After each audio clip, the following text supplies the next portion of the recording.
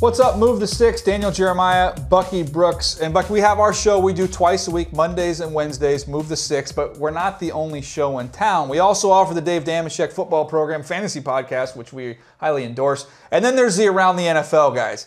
We like to give them a hard time, but we actually do respect them and respect the hard work they put in, including Chris Wesseling, who is loving some top 10 lists. And this week he's got a receiver board for you to check out, Buck. Yeah, this is a really fascinating list because there are a lot of playmakers in the league that are getting it done. I love Julio Jones at the top, but the guy that is a little outplaced for me is Odell Beckham Jr. And I love Odell Beckham Jr. I like what he brings to the table. I think he's one of the young rising stars at the position. But to rank him over A.J. Green and Dez Bryant and Demaryius Thomas and some of the other players that have done it for a long time, pumpy brakes a little bit, Wes. Yeah, the one that jumps out to me is just Dez Bryant. I mean, I know he's hurt right now, but let's not go out of sight, out of mind, because he is much better than the 7th overall receiver in the NFL. I put him up there in the top 3, but there's a couple questions specifically I want to hit you on here, Buck. And this one's interesting to me. The same draft class, right? Julio Jones, A.J. Green, both studs coming out, and both are off to a phenomenal start to their career. Both got a little green, yeah, too. He got paid. Getting paid. But Julio Jones, is he officially, can we say he's officially head and shoulders, or he is the guy over A.J. Green right now? Julio Jones right now is the best receiver on the planet. I wrote about this early in the week. He is playing at a lights-out, phenomenal level. I think he's going to win the Triple Crown, which is hard to do in the NFL. He's going to lead the league in receptions. He's going to lead in receiving yards and also touchdowns. I think he's playing at another level. Right now, I have to give him the edge over A.J. Green, and I like A.J. Green. I just think that Julio Jones is playing at a level that we haven't seen in a long time in the National Football League. You won't hear me say anything bad about A.J. Green, and I feel bad saying this. You know, Julio Jones, I would say yes, I would take him over A.J. Green. But let's not forget, A.J. Green put up 2 bills against the Baltimore Ravens last week. He is still an elite special talent.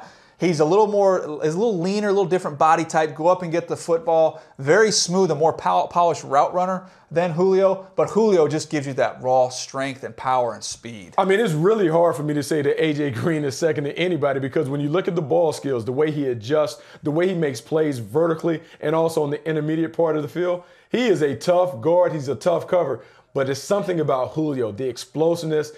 I think he's a man-eater in terms of he just blows through defensive backs. A.J. Green doesn't do it in a way. He does it in a more finesseful way. Calvin Johnson, best days, is he looking through the window here? Is he looking through the rear view window? All out the rear view. I think right now what we're seeing is a guy that is descending. He's coming back to earth. He was a guy, Megatron. We anointed him. He was a guy that was a freakish athlete, did everything that you wanted to see on the field, could take short passes and go to distance, always won the jump ball. But right now, I'm not seeing the same level of dominance. Obviously, his quarterback is not playing at a high level. But he's just not dominating the game like some of these young guys we're talking about. Dez Bryant, Julio, A.J. Green. Not quite there yet, so we need to bring him down a peg. I agree with you. I think his best days are behind him. I think he still draws the same amount of attention from a defense. But the thing that made him special was even with that attention, he was able to make big plays, and we're just not seeing those big plays anymore at the moment. For Calvin Johnson, I do believe his best days are behind him. All right, Buck, final question for you. The most underrated player at the wide receiver position is who? Man, there's so many guys that you can talk about. On that list, I would say maybe T.Y. Hilton. But I'm going to go even deeper in the AFC South. Kendall Wright is a guy that I think is going to make the leap from just being to great. And part of the reason is because he has a connection with Marcus Mariota. His ability to make plays with the ball in his hands sets him apart. His ability to take bubble screens and slants, those quick throws, he can make things happen. There we see a touchdown against the Indianapolis Colts. As Marcus Mariota continues to get comfortable in the pocket, look for Kendall Wright to be a big-time playmaker, a guy that we talk about being one of the best receivers in the game. I love Kendall Wright, but I'm going to give you Sammy Watkins. And I know, look, the numbers aren't going to be up there with some of these other guys. He's very young in his career, just year 2. But he has some special traits, some special characteristics. And as they get the quarterback thing settled in Buffalo, and it looks like Tyrod Taylor's starting to settle in, you're going to see more of what Sammy Watkins can do vertically to get on top of people, as well as what he can do after the catch. I think he's somebody that's going to enter into that conversation once we get through this season. Yeah, I can see that, because there's been a lot of conversation about Odell Beckham Jr., but prior to the draft, everyone thought Sammy Watkins would have that kind of impact.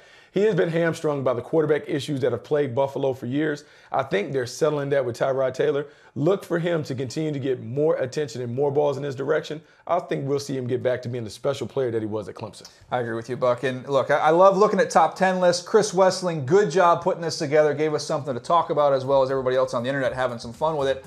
But if you enjoy this, check me and Bucky out. Move the Sticks on NFL.com. You can check us also out on YouTube as well as iTunes.